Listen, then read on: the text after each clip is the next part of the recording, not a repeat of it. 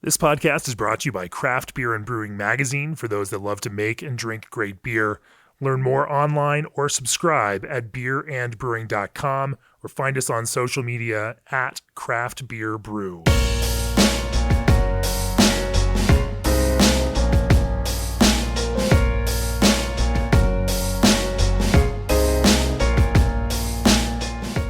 We're in Michigan for this episode of the Craft Beer and Brewing Podcast. Once again, talking with me with this episode is Travis Fritts, co-owner, co-founder, one of the main driving forces behind Old Nation Brewing. Welcome to the podcast, Travis. Thank you very much for having me. I'm really happy to be here. It was kind of a cool thing. You know, I've had you on this list of people that I should talk to for years, but just didn't know who you were. I didn't know it was you that I should be talking to. Sure. And then thankfully, another brewer put us in touch because they knew we're making this trip. And, and so it was nice to be able to connect it because I see Old Nation Beer where we are in Colorado. It's just one of those consistent out-of-state brands where we get M43 and Boss Tweed on the regular in the state. And so, for a number of years, it has been the kind of, consistent distributed hazy beer brand. Sure. And that is the perspective that I've come at it from. And of course, being here, you realize that you've got a much more interesting background than just making. Well, I don't mean that in a negative way. No, I get it. Like from your training in Germany, sure, and your mixed focus here of brewing both lagers and brewing hazy IPA, coming at these styles that are considered more trendy, but doing it with the kind of discipline that somebody trained at VLB in Berlin might bring to it. It's kind of fascinating. Well, I'm happy to hear that. I'm happy to talk to you about it. So we're going to talk about that in particular, taking a technical approach to brewing hazy and juicy IPA. We'll probably talk about some lager there too, because you've put your own last name on your Helles Fritz lager. And I don't know, I think there's some stuff to talk about there. Anyway, we're going to talk about all of those things. But first, for years, G&D Chillers has chilled the beers you love, partnering with 3,000 plus breweries across the country. They are proud of the cool partnerships they've built, offering 24/7 service and support. G&D builds with non-proprietary parts, expert craftsmanship, and constant innovation. G&D's in-house engineering crew have been piping breweries, wineries, and distilleries for over 30 years. They offer free piping design and consultation with the sale of every chiller they build. Reach out for a quote today at gdchillers.com or call to discuss your next project. Also, this episode is sponsored by BSG, exclusive distributors of RAR malting, producers of quality malt since 1847. Navigating the seas of brewing can be a treacherous affair, so let RAR North Star Pils be your guide with overtones of honey and sweet bread, flavor and aroma notes of hay and nutty character. RAR North Star Pils is a base malt you can set your compass by. It's great for any beer style, but perfect for a classic lager. Set a course for bsgcraftbrewing.com to learn how. Travis, we normally start off the podcast talking about you and your history. So, and again, you've got an interesting one. From a very young age, you wanted to be a brewer. And then you went at and you followed it and you studied and you came out with a brewing degree. Talk to me about that. Talk to me about where you went from there. Sure. Well, I kind of came at brewing from a particular, I guess maybe Midwestern perspective, in that I was studying to be a secondary education teacher, and paying my way through college with a little bit of help from my parents. My mom had just graduated college. Student teaching at the university I was attending went from a semester to a year, and I couldn't afford it. And my German professor in college was married to my German teacher in high school. This is going somewhere, I promise. Hey. And he suggested, man, if you can't afford it and you've got a little cash saved up, which I did because I had a commercial demolition business that had started with a couple of friends. And I was working in college. If you have a little bit of extra cash, you might look to go to university in Germany. I did. To be completely frank, I wasn't qualified to attend any, really. And it was just a really complicated process. But at that time, the VLB had instituted I think this was the second year, where the VLB had done a mixed program where some was an international program and some was a traditional German program.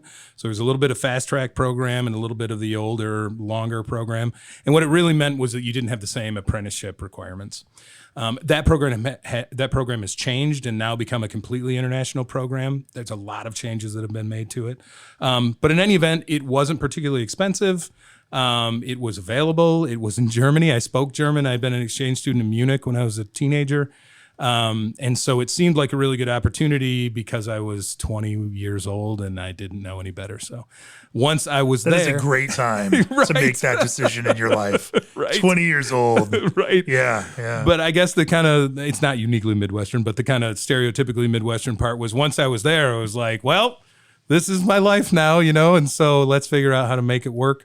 And all the great. But to get into a brewing program at the age of 20, and to have that kind of, that's early and kind of on the front end. Like a lot of people, before you can legally drink in the United States, aren't thinking, hey, I'm going to become a professional brewer and follow this career path. It's maybe one of those times when the difference between bravery and cowardice is really just young stupidity. You know what I mean? So I'd made I'd spent the money. I was there in Germany, and I thought, well, there's I don't really know anything about this beyond having drank some craft beers, and my uncle was a craft beer fan who lived in Fort Collins.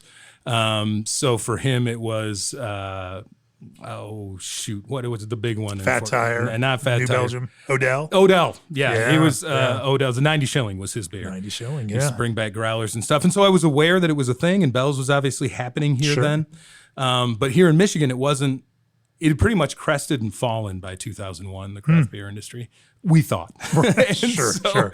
I remember those times, and it is weird to think about. Like in fact, I actually mentioned that in one of my editor's notes, and Joe, our managing editor, questioned me on that. I was like, did that really happen? And that was kind of our perception of it, right? That the mid to late 90s, things were growing. And then like all of a sudden, a lot of places, were going out of business. Yeah. Like they just, it felt like there was a reset back then. And I think when I especially look at that now, that reset and the kind of used equipment that it put out on the market started actually setting the stage for the late 2000s as that next generation, especially 2007, 2008. And that when the recession came at that point, like all of a sudden there was the stuff was there and it was ready for people to they'd been laid off. Like, hey, I need something to do, and now I can get this equipment that's cheap. Anyway, no, I think it's a really important point, and here in Michigan particularly, it's writ as large as Michigan's going to write it, right? Which was, this is when sort of that early aughts, I guess, is when we see founders really rise to prominence, right? And the story about them being so frustrated and having kind of started about when the craft beer sort of craze of the 90s started here. They'd all watched whatever Drew Carey have his buzz beer on his show, if anybody remembers. And then deciding that instead of making what distributors wanted him to make or what everyone thought people would buy, they just kind of make whatever they wanted. And then at least here in Michigan, and I really think all over the U.S., that became kind of the craft beer ethic. And I think there are a lot of forces that caused that, what we call it, a crash, I guess. And it looks to me like it's maybe, we're maybe entering that position again in the cycle of craft beer here in Michigan, at least. And so all of those lessons become really interesting. We think and talk about them all the time now. Yeah, it is interesting. Just, there is some natural cyclical nature to this, their growth periods, their contraction periods, and it is also important to, it's not, none of it is the end of the world. Right. And all of these things, strangely enough, can have ways of seeding a new generation of that. Again, absolutely. If I come back to my ska years, we're probably the fifth wave of ska by this time. I was in the third wave of ska, and but somehow the fans stay the same age. Yes. Even as the new generations of ska continue. Anyway, it's all just to say that this too will pass, and there will be something else. Anyway, interesting that you got in at this time, and so after VLB, where'd your career take you? So after VLB, I did knock around Northern Europe for a little while, taking odd jobs and sort of being sounds great, and being a kind of quasi apprentice, and then came back here, but not long. And then came back here and got a job. I think my first job was at a Michigan brewing company. which is near here. It's about 7 miles from where we're sitting right now. Dan Rogers was the brewmaster there, who I don't know if folks outside of Michigan know who Dan is, but he was brewing in Las Vegas in the early 90s at a place called Spotted Cow. Spotted Cow. I remember Spotted Cow. Yeah. I went to Spotted Cow probably in 1995 when I was on tour that summer with, long story. I went to Salt Lake City, rented a room from the lead singer of a ska band, Insatiable, Jeff Evans. And, when they would go on little mini tours, I would I'll go take off for a week and go run around with you guys. And so, we definitely drank some beers in Spotted Cow back then. Dan also was a trained chef. And apparently that was his genesis as a brewer. He was in a restaurant that was connected to the Spotted Cow as the chef.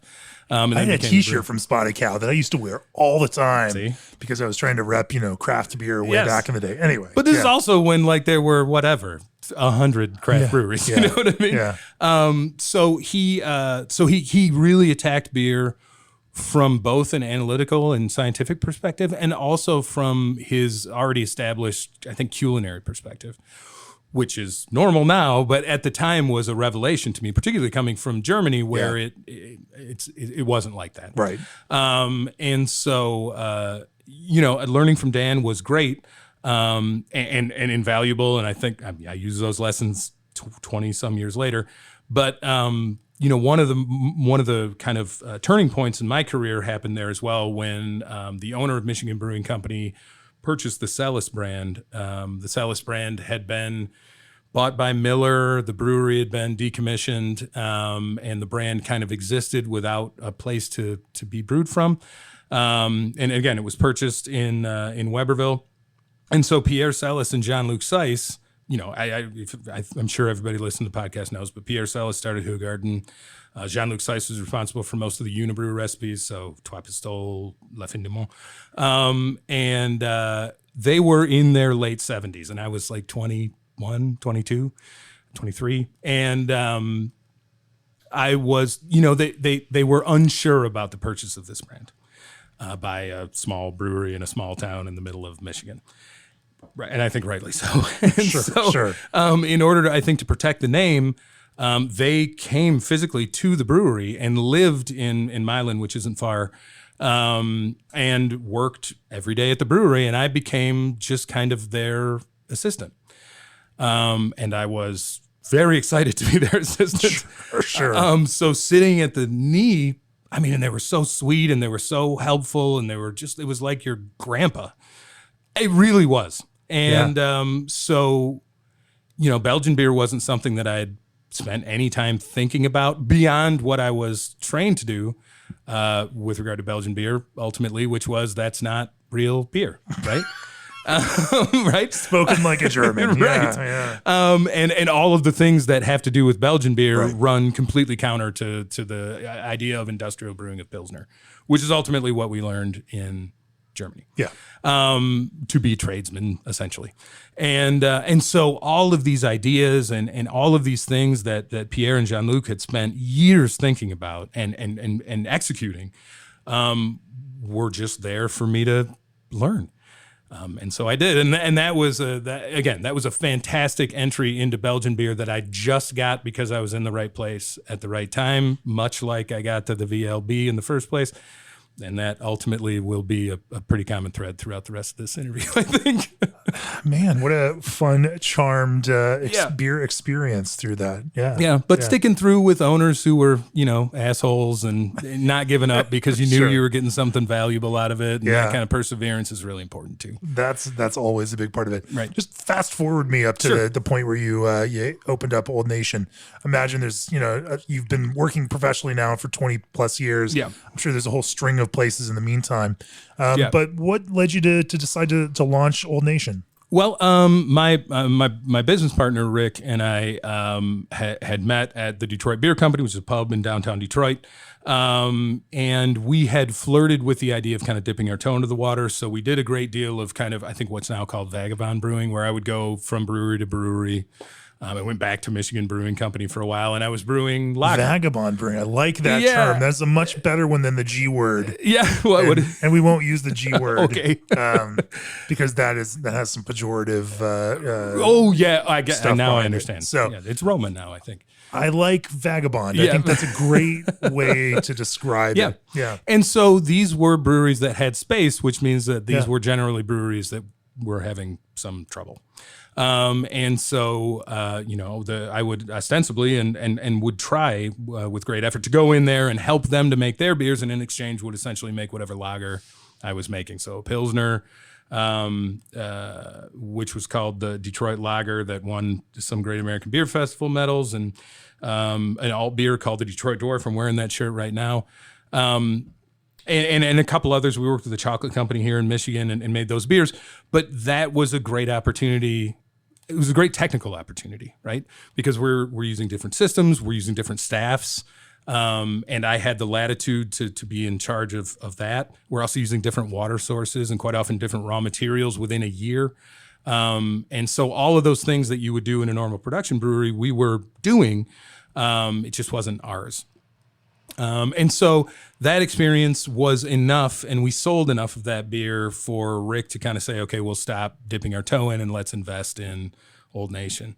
So in 2015, we opened up Old Nation with the firm idea that what we were going to do here was what we were capable of doing, which is ultimately through the connections that we had made through Detroit Brewing Company in that vagabond period, exploiting those opportunities to the extent that we could in, chain retail and with distributors, and coming right out of the gate with 5 brands and just having them on the shelf as soon as we started, which we did. Making a production brewery in 2015. Yeah. But going at it specifically to be a production brewery. 100%. Yeah. Yeah. It's a bold strategy, but only one that somebody who had spent 15 years before that in the industry could really pull off. Well, and again, I think, maybe a lot of the youthful arrogance never really wore off. A lot of it has now. we've gotten beat up. It's working for you, right? So lean into it, right? So the idea, though, of Old Nation, and really the genesis of the name too, between Nate, my brewing partner, and I, who is maybe even twice the brewer I am. He went to UC Davis and graduated from there in their brewing program. We'd been working together for some 8 years at that point. And we had said, look, we see, for example, what Firestone Walker is doing with Pivo Pils. We see that, English beers at the time were sort of traditional English beers were making a resurgence on the West Coast. Of course, Belgian beers there's always this upswelling and undercurrent of every year is the year of the sour and the year of the Pilsner, right? Even though it never is. And we thought it's no longer the year of the sour. Whether it's the year of the Pilsner, the verdict's still out on that. Right. Yeah.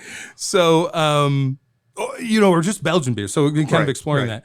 And Nate and I have been doing that for a long time in a bunch of different breweries. And so we thought, okay, great. What we're going to do is what we're good at. We're going to make, kind of technical production beers and examples of these production beers from these different places that we're really comfortable with. And because all of this is happening on the East and West Coast, Michigan's going to catch up to it. It's no problem, right? And we were still operating under the same sort of general auspices that everyone else was, which was if you make a beer and the packaging is cool and the beer is solid, you're good, right? You get it on the shelf and you're fine, which didn't happen. So we put the 5 beers out. There was like a drier English stout and the Detroit Dwarf and alt beer, and I think there was a Dunkelweizenbach or a Weizenbach, and I think a pale ale that we made with Michigan House, whatever it was kind of just basic. And they were all very good, and the packaging was cool, and we put them out, and we waited and waited for them to sell, and they just never did. And now we opened in June of 2015, and at the point I'm telling you about right now is probably February of 2016. And we were terrified, right? Everything had changed, it felt like to us. Yeah. And so how to navigate that was difficult. And I think like a lot of production brewers at that time, I didn't spend any time online in beer forums listening to what, beer geeks were talking about because, for us. Because you're a grown up. And, right. Yeah. Well, and also, man, I'm not trying to just go online and get kicked in the balls, right? I think that element of beer geekdom was it's still a very small percentage. Yes. of the overall beer. It's very vocal. Yeah. It's one that everyone looks to, and it's and loud. Right. But also pretty small compared to the overall consumer base. Well, that's what I found. Right. Yeah. And so around then, the idea was, well, obviously I don't know what people want. Right. I've made these very good beers and to no effect. And what is it that they do want? And of course, I went on these forums, and what they wanted was barrel-aged stouts with any number of things that make it not taste like beer, which I didn't like or didn't really. I'd done, and I just didn't. Whatever, you know what I mean? It seemed like tricks, and I just didn't like it. And then, presently, I think, probably around that time, or maybe in the spring of 2016, people started talking about hazy IPAs. Okay, well, I'd heard of these, and I'd seen pictures.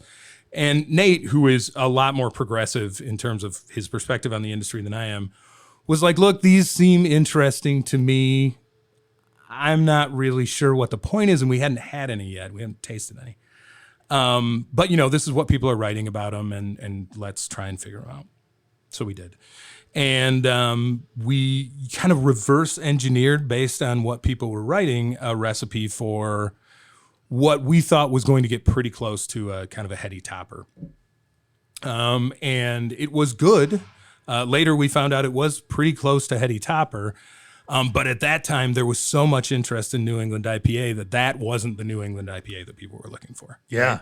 yeah. The one they were looking for was like, wait, it's got to look like Trillium Tree. It's got to look like turkey gravy. Yeah. You know what I mean?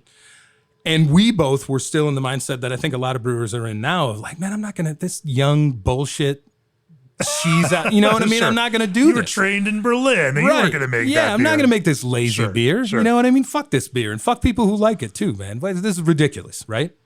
And then we still weren't selling any beer. And so, we got together and I engaged with this craft beer enthusiast group in Detroit, or Greater Detroit, and started talking to them. And there was a thread about New England IPA, and there was a lot of voodoo in it. And people are putting wheat flour in it or whatever. Sure. And straight pectin or whatever that was. Well, yeah, whatever. Or it's only, it's a 6-day-old beer or whatever. It was a lot of dudes just kind of assuming, Yes. And we had a lot done of misinformation out there for sure. Right. And we had done a fair amount of research by this time. And so I engaged with these guys. You'd already worked with Pierre Celis and understood how to make wit beer. Make wit beer. I'm telling you, that's what we did. So you understood haze stability. You understood 100%. all of these pieces there. 100%. Oh, but there was this moment. what a great way to pull this all together. Right. Travis, let's talk more about this. But first, what is AccuBrew? It's an analytical tool designed to collect and compare the information you need to refine your fermentation process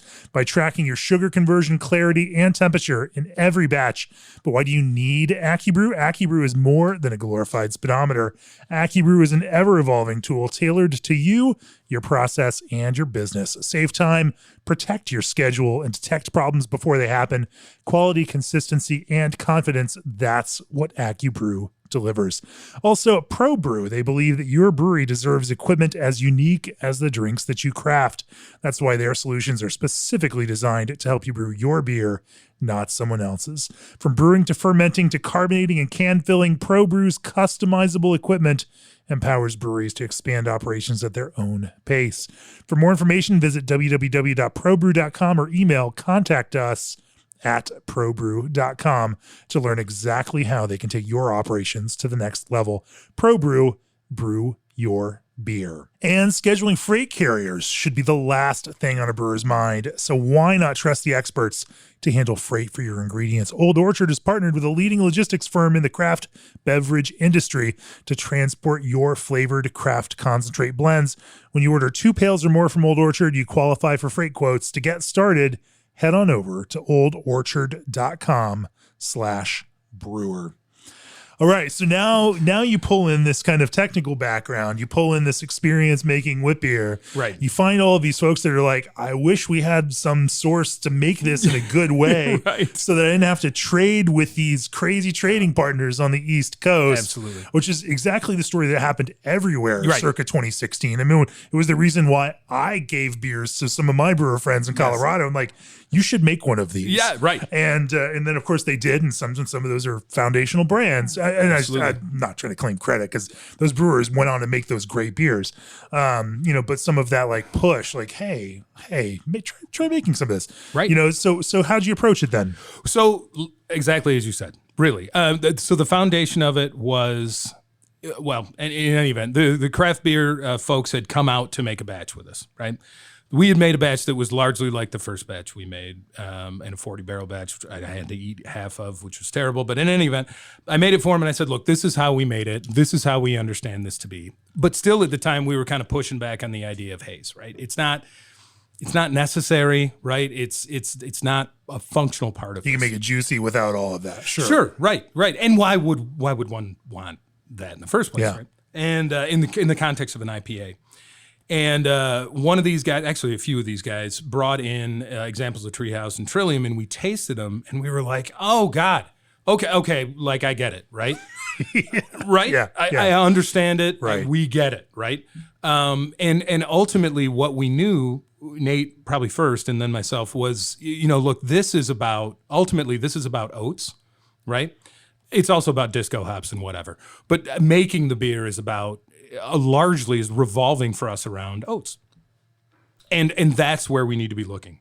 And so we did. We made this batch of beer. It was not as hazy as these guys wanted. And the response was like, thanks, right? That cool. Let's move on to the next thing. And I was like, wait a minute, it's great, right? What do you want? And well, it doesn't look and it's not the feel. And so we tasted some more from different breweries and we were like, you know what? They're right. They're right. And so we made some adjustments in the amount of oats that we were using and the type of oat that we were using and buying in addition to some changes in terms of when we were dry hopping. And we had also read a paper at that time that was written by Sapporo that was specifically written to prevent biotransformation during fermentation. And so we were just like, well, what happens if we didn't want to prevent it, right? Right. And sort of extrapolated that. We now feel like the idea of biotransformation is probably not that important to these beers. Yeah. But at the time, the accident that came out of that was us understanding that the lipids that are coming from oats ultimately were crucial to the mouthfeel of the beer. Right. It wasn't just calcium additions. It wasn't just, oat for silkiness. It really had something to do. That is to say, the silkiness of oats, we felt like was coming not just from protein, but also from lipids. And the bonding of these lipids across what we thought might have been a protein bridge was where this more sort of semi-permanent haze was coming from. Anyway. What we did was we fucked around a bunch, and we finally sort of, after about 3 tries, we found what is now M43. And everybody was super jacked about it, and I was jacked that I wasn't just trying to sell 7 barrels to 11 beer geeks that came out here to Williamston. And so we began to ramp up production. We had this is another kind of happy accident or dumb luck or whatever. What we had was a brewery that was built to make 10,000 barrels of beer per year minimum. That didn't have a performing product coming out of it. So we had all this space to scale and all this equipment to scale. And, Marcus, who is here in the brewery, is our packaging manager now and really the shop manager, had been working in breweries and building packaging equipment since he was a little kid. His dad did that job. And so we had all this skill with nothing to do and all this space with nothing to fill it. And so when M43 hit, we were like, fucking great, man. Just started making it like gangbusters and packaging it as fast as we could. And that was the beginning of what is M43 now. I think, and certainly M43 now, but even Old Nation. And it took us 2 or 3 years of being known and building up enough steam making New England IPAs before we dipped our toe back in the water traditional beers, which we're really excited about. That's really interesting. And you were one of the first to actually be able to kind of distribute Hazy IPA in this kind of multi-state format, partially because you had already kind of designed this business to be a distribution, production focused brewery. But you also figured out how to scale Hazy IPA and be able to do that. Now, that's not necessarily an easy task, especially, we're oversimplifying this whole process because there's a lot to it also. Yes. But simply being able to scale up in terms of getting the hops you will now need, which are a whole different selection of hops compared to the hops that you might have had worked out for some of these things that you thought were going to be the brands for you. Making a quick pivot there and figuring out how to get a volume of hops and then being able to grow that distribution. I mean, all sorts of interesting business stuff. Let's not talk about that business piece because, it's all there. Sure. There's something to it, but then, but what I'm really, I'm interested in, this kind of, process around the beer itself. Yeah. And, and so, were there other things that you learned in that development of M43 in terms of, the way that hops interact with this kind of, malt and wheat or oat lipid base, that started feeding into this? Well, let's talk about some of the learning that came along with it and some of that has also happened since then, around this, because it's a complex system in the way that all of these things work together. It seems so simple. But then as you really start breaking into it, it's like, there's a lot going on there. Yeah. I think that one of the things that I hear brewers, and particularly home brewers, but brewers generally talk about with regard to this beer, is yeast. Yeast plays a pivotal role in this beer, as it does with many beers, of course. And is this a London Ale 3 kind of variant yeast? Yeah, we use London Ale 3. Yeah, great. I think that, for us, we're using that yeast largely because it's a significant glycerol producer. And that's very helpful for the mouthfeel of the beer. And also, it's sort of phenolic, the phenolics it's kicking off and its peachiness is important to the beers as well. But that's what's important about the yeast to the beer. And again, we still hear people talk a lot about biotransformation. And I think this is something that it's an interesting word for people to use. And there's something there, right? There is something that's happening when you're starting with a bunch of geraniol and linalool or whatever, and you're ending up with a little bit more citronellol. I think there is something there. But we're using Citra like everybody else does, which has a shit ton of citronellol in it anyway. So it doesn't really, right? Yeah. It was. We're just skipping ahead. We're gonna skip past this whole transformation process. Right. Well, I mean, we're doing it. I mean, we're still to this day behaving as though it is an important part of the process, right? Yeah. But we've made other offshoots just as experiments to see if it is. Maybe it is, right? That's a difficult thing to quantify because it's subjective. We're talking about flavor, right? And we don't have the kind of lab to analyze if there's been conversion from geraniol to citronellol. But ultimately, we'll figure that out once we get to the end of the fermentation process and you tell me what timing your dry hopping happens for it. Yeah. We'll see just how much it matters to you. Yeah. Well, we are dry hopping after full Kreuzen, generally. But that's so you are still dry hopping then during fermentation. Yeah. But by the way, that's something Nate and I were doing with our West Coast IPAs 15 years ago, right? Why? Just because we had a little bit more contact time and we were largely brewing them in pubs. Yeah. So we could kick out 18-day beers without there being a delay in between them. Yeah. And we, by the way, at that point were aware that biotransformation was a thing, but again, we just weren't seeing it, right? And if you're pub brewing, you're not necessarily as focused on production, kind of yeast cropping and no, not at all reuse and all of that. Yeah. Right. I mean, we're going cone to cone a lot, but we're also using 1272 mostly.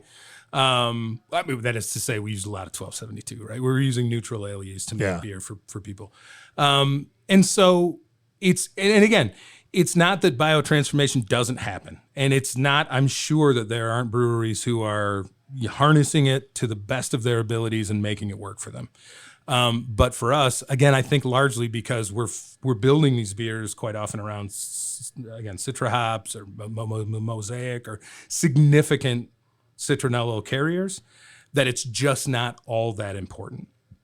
But what we do see with regard to haze particularly is that if we are dry hopping later, then the haze does seem to be less stable.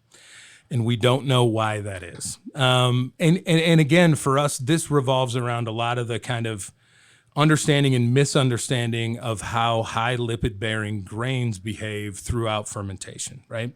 You would assume, for example, that if you're using oats, a lot of oats, let's say 50, 60, 70% of oats in a beer, was a high lipid bearing grain, that you would see a great deal of lipid post fermentation. And additionally, as a benefit that your cell membranes around your yeast, and therefore the yeast cells themselves, would be very healthy and much more stable and able to go, maybe more generations than you would normally do in a production setting. But we found that to not be true. We found the opposite to be true. That a lot of that is maybe being sort of digested by the yeast. A lot of that is maybe dropping out during fermentation. And we're not seeing any visible change in terms of cell death or mutation through generations. But we wouldn't anyway, because we can't really stretch this London ale yeast much past 2 generations and still achieve that haziness. One of the first things to go if we try is that we lose that semi-permanent haziness. 2 generations and you lose the haze.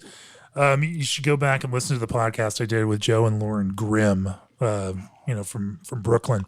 They're on generation 250. Yeah, I'm sure. I'm sure there are ways to do it. And it's fascinating. I mean, obviously they're top cropping, right. And their yeast handling is helping do that. Top cropping is going to make the difference. There's some fascinating stuff going on there too. Nonetheless, sorry I don't mean to not at all. Be self-promotion. I did work with Ringwood for a couple of years. And so top cropping and that whole thing is very familiar to me. Yeah. But Ringwood yeast. Yeah, I hate it so much. Yeah, well, everyone does. Right. So. Consumers especially hate it. Consumers especially hate it. Yeah. Yeah, let's make another golden ale with Ringwood. It's a genius idea. Yeah. So we're and by the way, when I'm talking about first, second generation, I am sometimes talking about, acid washing the yeast and kind of resurrecting it. Yeah. It's not always a brand new batch. But there's something to do with, I guess my point here is that cone-to-cone transfers are not working to make this beer for us with that yeast. Yeah. And because we have all enclosed fermentation vessels, because this brewery was built to make traditional beer, this is the way we have to do it in order to make the beer that we want to make. And that can be more expensive, I suppose. But, again, we're always kind of circling back to what the beer is and how it's coming across. And for us, that's important. I want to talk about grain for a little bit, because you talk about oats, but then I'm curious where base malt fits into this, for you all in the picture. And I should say, we'll talk about it. I mean, it's M43, but it's also you brew a whole slew of beers in this kind of family. Yeah. You poured for me a triple IPA, which I'll say I don't think another brewer, as I sit down for a podcast, has poured me a triple IPA before. Because it's just generally not what listen, I was going to pour you a Helles. You said you blew through it last night. I had some Helles yesterday. I stopped through here yesterday, and anyway. But the triple IPA was fantastic. And we'll talk about it in this kind of broad family. Before we do that, from the rotatable pickup 2 on Rogue Brewing's pilot brew house to the integrated hopbacks on Sierra Nevada's twin prototyping brew houses, SS Brewtech has taken technology they invented, working with world-renowned industry veterans, and made them available to every craft brewer. To learn more about SS Brewtech's innovation list, head on over to ssbrewtech.com. Also, 100% recycled, 100% recyclable, and reusable. PackTech handles are the sustainable solution to handle your craft beer. PackTech has been a leading producer of secondary packaging for the craft beer industry for over 30 years, and their handles are found across the globe. By fully embracing the principles of circular economy, PackTech helps customers meet their own ambitious sustainable goals. 100% recycled, 100% recyclable, and reusable. PackTech is a sustainable packaging solution for your craft beer. Order your free samples today. Call 541-461-5000. That's 541-461-5000. And of course, tell them you heard it here on the Craft Beer Brewing Podcast. And Berkeley Yeast, the creators of Tropics Yeast, which produces massive notes of guava and passion fruit, now bring you Thiol Boost. Berkeley Yeast's Thiol Boost is pure liquid thiol precursors that take tropics to the next level. Add it to the fermenter when you pitch the yeast and prepare yourself for tropical fruit nirvana. The concentration of precursors is the same in every batch of Thiol Boost, so you can predictably tune the level of tropical flavor by adjusting the dosage. Mention this podcast to get 15% off your next order. Berkeley Yeast, ordinary yeast made extraordinary. So yeah, let's talk about the rest of this. Is there anything else to the way that you build, a barley malt base to hazy IPA here?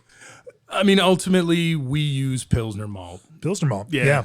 Just for the light color. We're using it for the light color. We're using it for a more balanced protein profile because we're also using a lot of wheat. Yeah.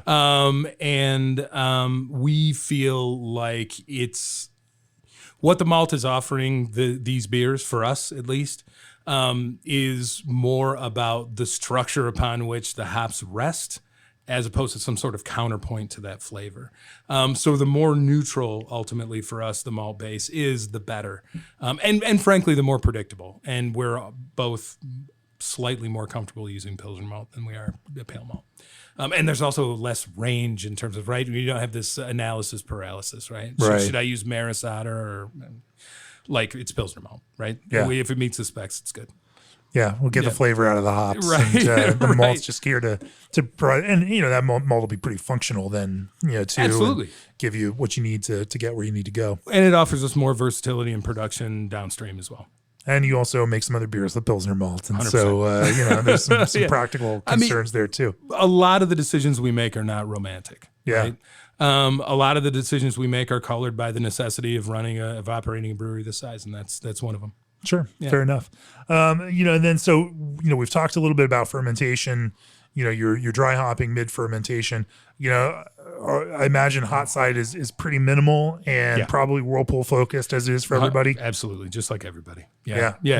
I mean, we're, ultimately the race between, build up and problems with DMS by leaving hot beer in the Whirlpool for too long and not being able to cool it down, or cooling it down and not getting the oil extraction we need out of the hops has been something that we've worked around a lot, and we've heard a lot of people do different things with it, and I think that's great.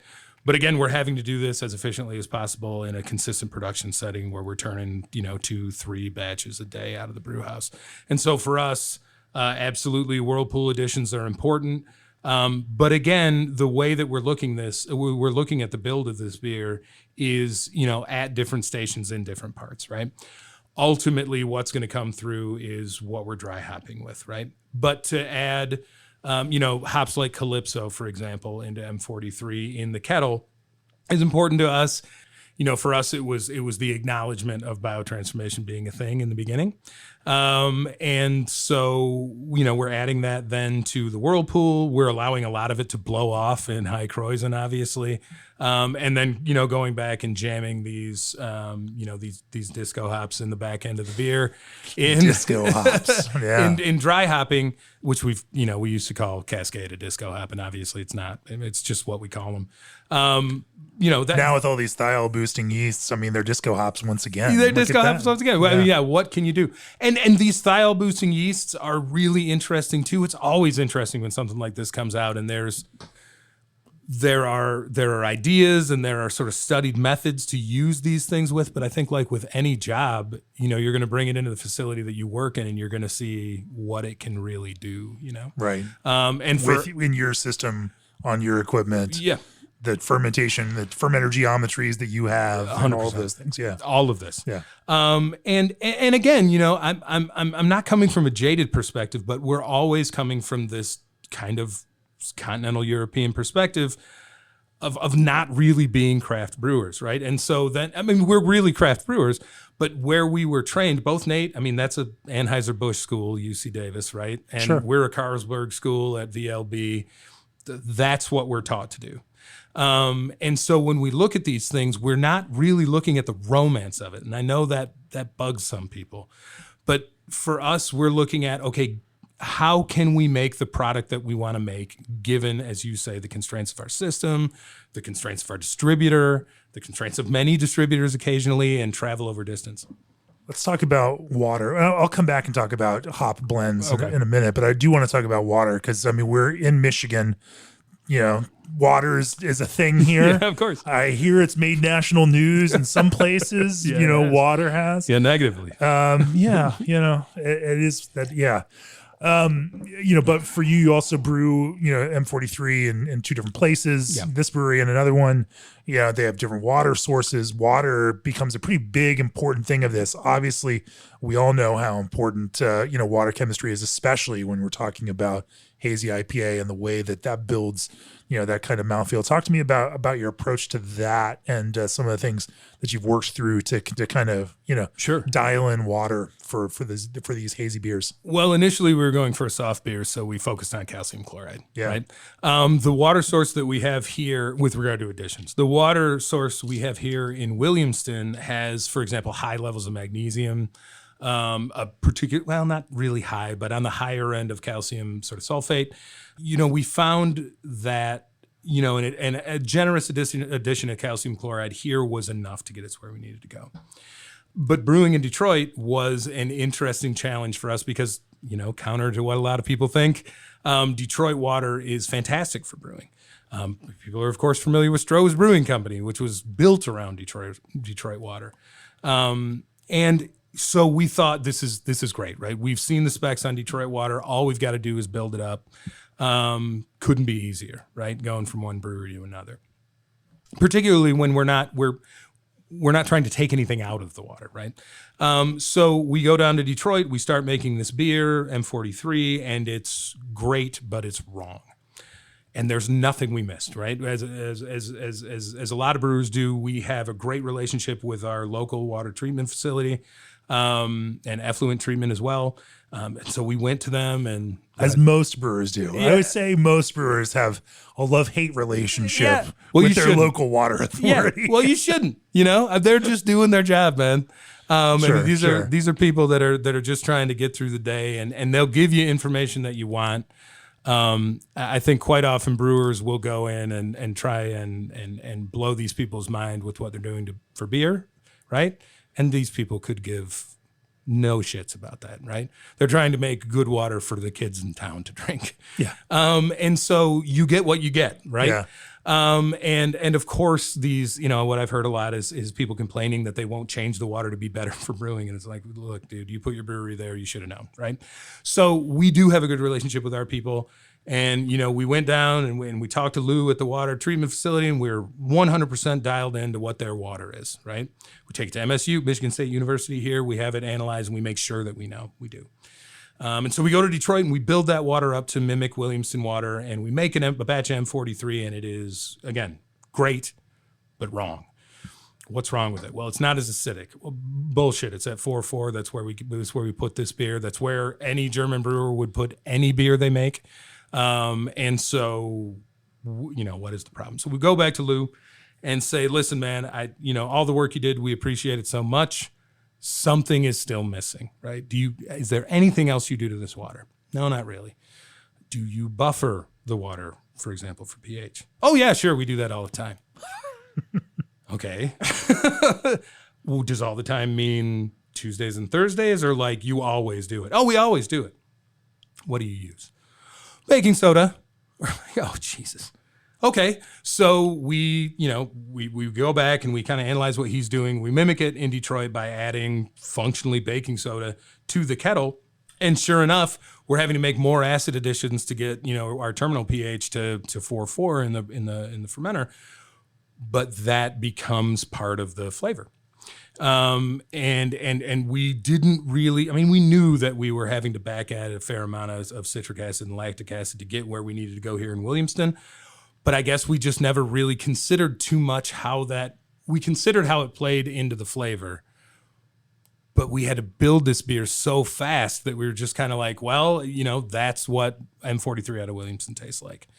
And having the opportunity to rebuild that beer in Detroit and make it exactly the same, and by those means was something I never thought I would do, and it was fantastic, and it works. Yeah, right? yeah. 4.4. That's fairly acidic for the current generation of hazy IPs, especially given that that dry hopping process is going to raise your pH at the very end of that, and so you have to then shoot lower, knowing that it's going to bump things up in that last part of the process. Well, and again, for Nate and I, coming from where we came from, this is one of, in addition to hops and any number of other things, one of the things we're doing to biologically stabilize the beer that we're putting out. Yeah. So if we're putting out a Pilsner in Germany or in the United States, 4.4 is about what we're looking for, right? For that reason, if nothing else. Yeah. So that it's food safe, so that, right. Yeah. Yeah. More or less, right? It's helpful, right? It's not going to solve big problems, but it certainly does help the shelf life a little bit. And I think a lot of folks know that. And so in any event, we made these changes, and ultimately water was important, but I guess it's less that we weren't aware of our water and what we were doing with it, and more that our philosophy has always been you put your brewery where it is and you use the water that you get. Right? That has always historically been, look at what is the difference between Pilsner and Helles and export, and the list goes on, right? Ultimately, that's brewers brewing around their water source, right? There are a lot of really interesting stories about, people post-Hanseatic League, doing cloak and dagger, yeast theft and stuff, and those are great stories. But largely, those beers are built around the water source that those brewers find themselves just having. All of those traditional beers are. English beers are too. Yeah. So water, then the local agricultural products, absolutely. That people would brew with, because transportation, was so much more limited and much more expensive. In those days, like that's the terroir, right? That's the thing that feeds into. It's the reason we have styles is because of all of these limitations historically, and that made more sense to brew with what you had locally. Absolutely, and neither Nate or myself would ever say that anyone's wrong to bring their water back down to H3O or H3O negative, right? That's what Anheuser-Busch does. We get it. We get why. And I think anyone can do that, and it's a really important dimension of beer. And even if you don't do it, if you even only do it for your own edification, it's great. But for us, again, this is a nod to tradition. Yeah.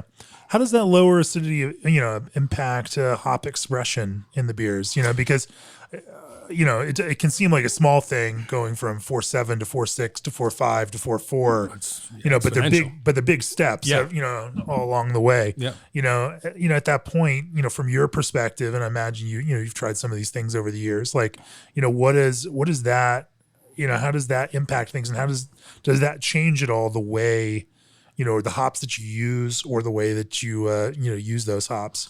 It does. Ultimately, the big idea, the non-specific idea, was, the way that Nate and I build these beers, which is ultimately what is the expression of this beer at the end of the day, right? And the expression of these New England IPAs, as we understood them when we began to develop M43, was that they were focused on tropical fruit, right? We have made shandies and rodlers and whatever, right? You hear a lot about people saying, well, this lemon beer specifically, this lemon beer tastes like Lemon Pledge, right? When in fact, the aroma that you're getting off that beer is great and relatively authentic. And the flavor that you're getting is actually pretty lemony too. But what's confusing about it is that the acidity isn't present, right? So the disconnect between your palate and what your brain expects is immense. And the expression of that people are used to is Lemon Pledge, right? Because you're not experiencing any acidity. You're just experiencing the aroma. Yeah. And so for us, because we were trying to express tropical fruits in this beer, our first thought was, let's make sure that the acidity is there so that it's not confusing. This has put us at, again, in a lot of the times when people talk about M43, they'll say, well, it's not like these larger breweries or more sort of older breweries that are making these beers. And that's true. For us, what we're looking for is balance. So there has to be some bitterness, right? Not a lot, but there has to be just enough to balance the product, right, and create the snap that you need at the end. And it's the same thing with pH. So for us, ultimately, the idea revolving around pH was about acidity. How the hops express themselves is, I think, how a lot of folks would imagine. In that, and again, I'm not, certainly worldly or educated enough to know this exactly, but I do think that the hops may or may not objectively express themselves differently, but the perception of those hops is certainly buoyed by the acidity that is in the finished product. And so the drinker's perception of those hops then becomes more nuanced because it's more familiar. And a lot of that just comes in these really basic food science principles. No, it is. And I think we see the same kind of thing in the fruited quick sour world where, so many brewers tying in the pH, and acidity in those beers to the acidity in the fruit that it is shooting for, or that it includes. Right. You can include all of these berries, but if it doesn't hit a similar acidity level to what people expect who eat those berries and the way that they consume them eating, then they won't appear berry-like. It's flannel. It's confusing. Yeah. And so finding ways, it's interesting to also think about this in terms of hazy IPA, of keeping that acidity in a place that it helps support the fruit flavors of those hops themselves. Right. And again, I'll tell you that we've explored this to the extent that we understand that the perception is improved, but I couldn't objectively tell you what it is doing to the hops. Right. Sure. Let's quickly talk about hop combos. You mentioned Citra being a heavy lifter for you. Are there any other hops that you find yourself going to? You mentioned Calypso earlier, and that's a little bit of a left field selection for this. Are there any others that you find work really well combining with that kind of core heavy lift of Citra? Sure, and I think this won't be news to anyone, right? I mean, Mosaic, Amarillo, right? You have the sort of any hop that, and even Vic's Secret, Nelson, and all those different hops will work, right? Because ultimately they're fruity hops. And so I think that, you can open up any magazine or talk to any home brewer about which hops would be layups for this kind of beer.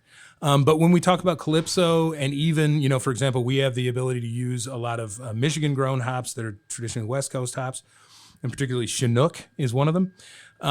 So we love playing around with Michigan Crystal and Michigan Chinook, particularly for these beers, because whatever terroir is doing, or growing season, or amount of sunlight or whatever to these hop plants as they grow, is taking, I think Chinook is a great example, is taking the spruce, right, the heavy pine that's in Chinook grown on the West Coast, and sort of sublimating that into just a little hint of turpentine at the back end, like you would find in mango, which is the rest of the flavor that's expressed by that hop. The Michigan grown Chinook. Yeah. And so for us, after having used that particular hop for that reason in one of these beers, the search for these really subtle notes underneath all of that tropical fruit to support or subvert the way that those aromas and flavors are expressed has become crucial to us.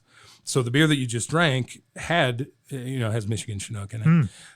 And that is that kind of almost aggressive and almost off-putting. It's not dankness, I don't think, as people mean. And there's dankness in that beer, but this undergirding of turpentine almost in that beer. For us, it's really important that particularly as we're exploring a style, those explorations somehow and subtly generally spin against the way that style drives. Because anybody can punch you in the nose with something, right? How then do you express more subtle nuance in a way that you're not goading out your consumer? You're not just saying, here's one new hop in our already established hop base for you to spend $20 a 4-pack on, right? Yeah. But you're actually saying, here is something we fiddled with and we think is really interesting. We would like to know what you think. And that ultimately is the position we're coming from, and why we're using, of course, we're using the same hops everyone else uses in these beers. It's difficult to make a beer like this without using one of those big 5 hops. But it is important to again, kind of subvert the style with a little bit of bitterness or with a little extra acidity. And again, for Nate and I, it's about making it drink like a Pilsner. You know what I mean? For me, I find myself drawn to those, and I know in the past I've found brewer like Outer Range making hazy IPA while blending in some, British hops. Sure. Makes for a really interesting approach. Again, partly because I just drink a lot of these beers. Sure. And so anything new and interesting or quirky, I can listen to noise rock that most people might find unpalatable, but I find it interesting because, I've just listened to all those things. I like those, this out of the mainstream kind of additional textures and whatnot. When you talk about something like Michigan Chinook, what kind of percentage might something like that find itself in the mix in to add just that little bit of extra character rather than driving the entire show? So in our first iteration of any beer that uses something that we're not sure of, right, we'll start around 10%. Yeah. And then, some of the Michigan Chinook is an example of one that can go up as high as 25%, and still be expressive within the beer, not dominate it. Right.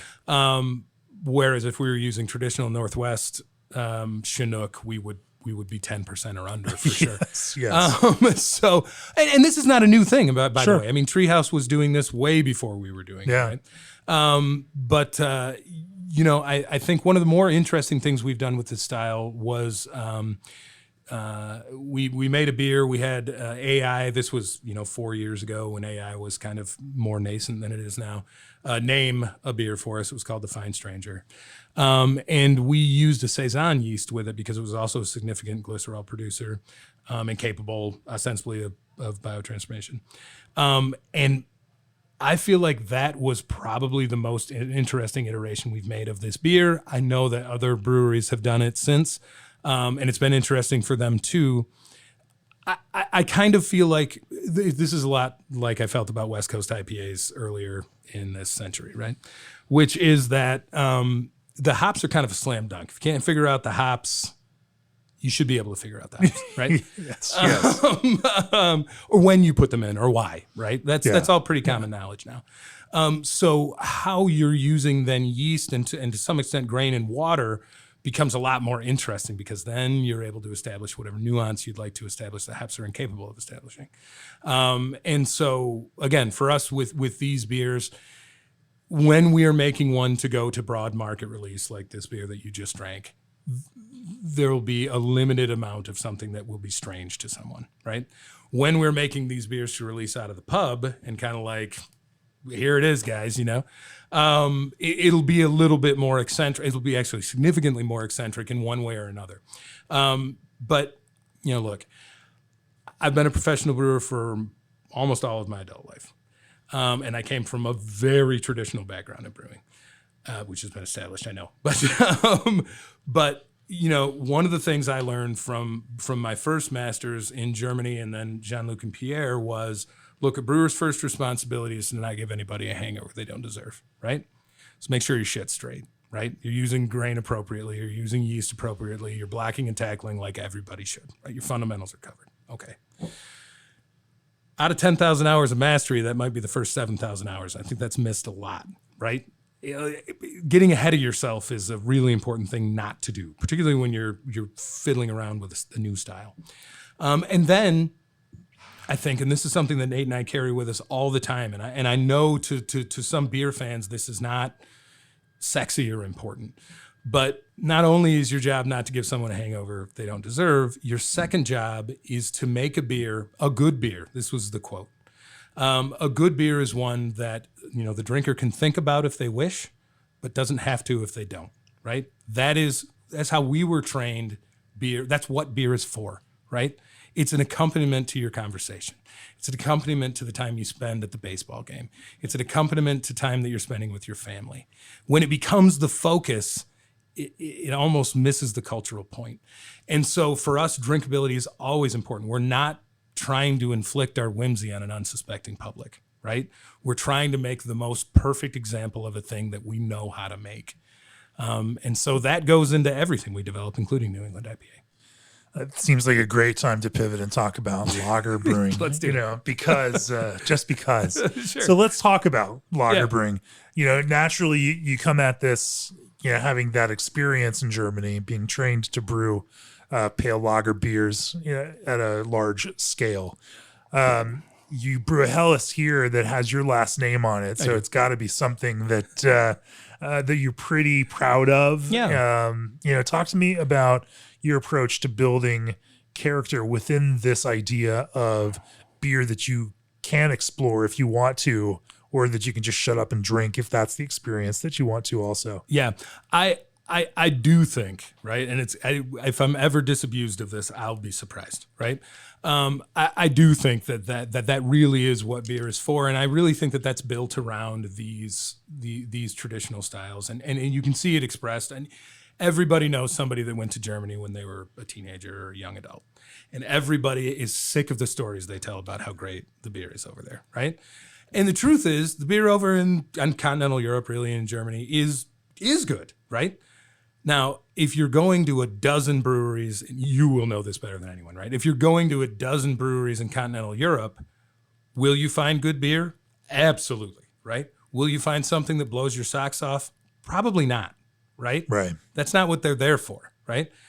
Now, if you go to a dozen breweries here in the United States, you're absolutely liable to find a bunch of stuff that is horrible and a bunch of stuff that is just cosmically interesting, right? So that's the difference between the disciplines. To me, coming from music as well, for me, it's the difference between, jazz or classical music and punk music, right? They both have their place. They're both important, but they're both important for different reasons. It's interesting for me then, and if I'm going too much in philosophy about this, man, just feel free to stop me. You're using music metaphors. Okay, I give you a pass for that. All right, okay? Good. Instantly. Good. So as a person who studied classical music and jazz and played a lot, and particularly, the genesis of that into, or the birth of that from modal folk music, I think that finding yourself within a box, and instead of sort of saying, my target is, blowing people's mind, saying, look, my target is a small dot that moves around in this box, right? And where I position that dot within this box defines what it is that I make, is an important exercise for anyone who is a professional to engage in, right? Because it necessitates restraint, right? Can I make a 10% beer? Fuck yeah, you can make a 10% beer, right? More sugar and a hearty yeast, it's done, right? Can I make a 10% beer that is really drinkable? That is a difficult nut to crack, right? Just as difficult as staying within the parameters of something that is 4.5 to 5.5% ABV, generally somewhere between 12 and 20 IBU, right? And is pretty much the same as everything else that is made in that same style, is really complicated, and it's something you can spend a lifetime doing. And so for me, the Helles that we sell here is more bitter than a continental Helles would be. It's come from 20 years of fucking How with much that recipe. more bitter do you mean? Well, that beer is about 17, 18 IBU. And I would be more comfortable making a Helles generally in continental Europe around 13 or 14, or 12. But I think that, it's... Unless it's Shinram, in which case it might be even more bitter than that. Right, exactly. And I'm not saying there aren't right? It's all over the board. But you're choosing that thing, right? So I'm saying with that beer fundamentally, look, the malt base, the fermentation is something that is kind of a foregone conclusion. It's very traditional, right? The way that we're processing this through fermentation, we're not filtering it, so we're letting it hang in the tank for a long time. I mean, it's boring, easy stuff that everybody knows, right? Bumping that bitterness to where it is a part of what makes that beer what it is, right? The grain constituents within that beer and what we're selecting and how much of what Pilsner grain we're choosing to use in that, all this is for me, right? This is a Helles beer. Right? What I need to give you is a beer with really good foam stability that looks nice and rocky, that's relatively bright in the glass, particularly from the context of an unfiltered beer. And that, again, you can sit and enjoy. And if you care to ponder whether or not it's a good beer, hopefully the answer is yes. And if you don't, hopefully that beer gets completely out of your way and lets you enjoy it the whole way through, right? Does it pass the Sauf test, right? So does it pass the idea that you can have your first beer in front of you and your first sip is about a third of the glass, right? It's easy. That's right? the Sauf test? The Saufen is, Geh mal trinken means let's go have a drink, right? And that's what that means. Let's have a drink, right? And enjoy ourselves and then leave. Saufen means you're going out to get drunk, right? So if the beer is obviously going to be able to be drank, right? The question is, can you drink this beer, right? And when in drinking that beer, does it still serve the same purpose, right? And so for me, the idea of traditional beer is less about what I can say on a craft brewing podcast about it, right? and more about, this is a giant safe space here. You right. can say what you need to say. And more about, does it impact a beer drinker in the way the beer drinker wishes to be impacted, right? I'm not confronting you with this beer. And I'm not confronting any of our drinkers about what's special about it. Because what's special about it is that I've been making this beer and refining this recipe for 20 fucking years. And you shouldn't care at all, right? I'm putting my name on it because it's important to me, right? You should care that it is exactly what you wanted when you opened up a can of yellow beer. That is the hardest thing to do, right? It's the hardest thing to do in brewing. Anybody can make a ton. I do it. Right? I'm guilty as anybody, right? You can make a ton of noise. You can punch somebody in the face with something that tastes like mangoes. It's great, right? That's how you get people's attention. That's what punk music is, right? If I'm on a stage, which I've done, playing some loud ass punk music, right? I'm beating the shit out of my guitar, and if I drop it, who cares, right? Drummer's still going. I'm gonna pick it up and keep going, right? Doesn't ruin the song. Adds to the experience, right? Now, if I'm in a concerto, right, and I'm playing cello and I drop my bow, the entire thing is fucked, right? And I think it's really important to be able to do both as a brewer or a musician or an athlete or a banker. I mean, whatever you do.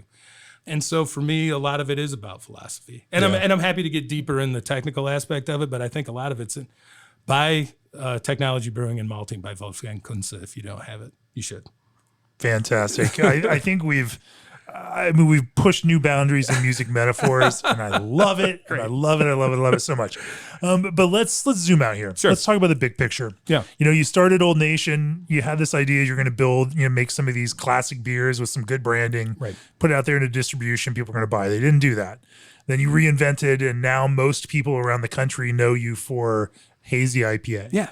You're brewing around 18,000 or so barrels a year right now. It's not huge, but it's also not small. Yeah. What do you hope to achieve with Old Nation over the next 5 years, over the next 10 years?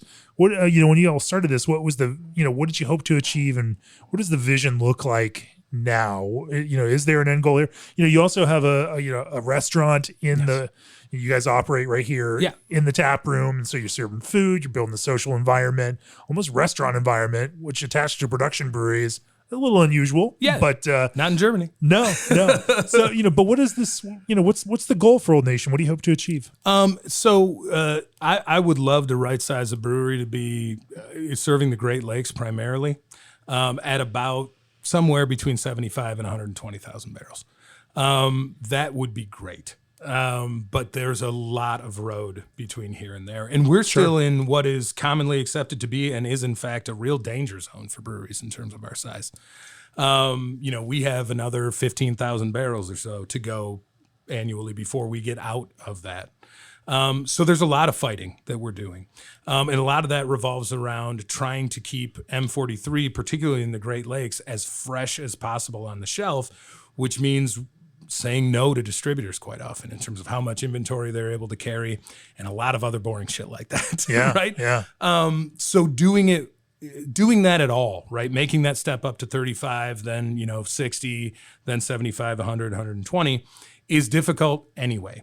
It's particularly difficult when you have to have a constant throughput of your main beer and you're essentially managing several distributors' inventories remotely. In order to make sure that they're getting beer that's as fresh as possible, right? We're shipping beer to Chicago on Wednesday and it's sold by the next Monday, for example. That's really crucial to us, that the beer's not hitting the shelf at 3 weeks old. Not because it's not stable, it absolutely is, but because the perception of the drinker is such that they want to make sure that they have fresh beer. And for crying out loud, they're spending $15 a 4-pack on it. They should get it if that's what they want, right? Yeah. So that is difficult. What's the window, on M43. M43 is a 120-day beer. Yeah. It does drop off after about 70 days or so. Sure. If it's stored warm, then it's different as well. And those Yeah, are difficult yeah. things to negotiate with brewers and retailers as well. Yeah. And a lot of those things are out of our control. What we can control is what comes out of this brewery and the timing of when it hits the distributor's inventory and when we assume then that it will go out, right? Yeah. So it would be difficult if we were filling this brewery up with whatever, red ale or imperial stout or who knows, right? If we were filling it up, emptying it out, getting everybody's inventory levels up, and then doing it, again, that would be much easier than what it is that we're dealing with now. So it's an uncertain path to that kind of growth, but we've been lucky and relatively successful now, and we think we have the skill to get it done. So that's where we hope to be in about 10 years from now. That's fascinating. I would say that most folks that launched a brewery in the mid 20-teens did not have production brewery aspirations. Yeah. And so it's actually kind of interesting and refreshing to hear that is, that you all set out to do that and that you are working towards and pursuing that. Yeah. It is a little different than the folks that, just want to create a tap room and build some beer. And Yeah. I wasn't necessarily I wasn't not trying to do this, but I wasn't going into this in the mindset of, let me express my art to these consumers as much as I was, how can I use the skill and tools that I have in order to serve the people in my community and in the state and in the region better? And that'll always be our goal. That is a great place to bring this to a close. G&D Chillers. G&D Chillers has partnered with 3,000 plus breweries across the country and offers 24/7 service and support. Raw North Star Pils is a base malt you can set your compass by. AccuBrew gives brewers like you unprecedented insight into your fermentation process. ProBrew solutions are specifically designed to help you brew your beer. Trust the experts at Old Orchard to handle freight for your ingredients. SS Brewtech has taken tech they invented working with industry vets and made them available to every craft brewer. PackTech handles are the sustainable solution to handle your craft beer. And Berkeley Yeast's Thiol Boost is pure liquid thiol precursors that take tropics to the next level. If you've enjoyed this episode and any others, please go to beerandbrewing.com. Click on that subscribe button. Let us know this content matters to you. Travis, if people want to learn more about Old Nation, about M43, about Fritts Lager, any of these beers across the spectrum that you take a particularly technical, tight, German-inspired, studied approach to and maximize the science around, where do they find you all? So oldnationbrewing.com is the best place to find us. The website is under construction now. You can go on it. There's a lot of resources there, but it will look a little bit tighter in about 4 months and be presented a little bit better. And certainly all of our social media pages, you can find us if you search Old Nation there. We're updating and we're selling beer through the social media pages. For more information about what the beer is, I would say the website's the best place to go. Thank you for joining me on the podcast. It's been fun talking to you about your approach, in all of its wonkiness and all of its technical precision. Cheers. I appreciate it. Thanks, man.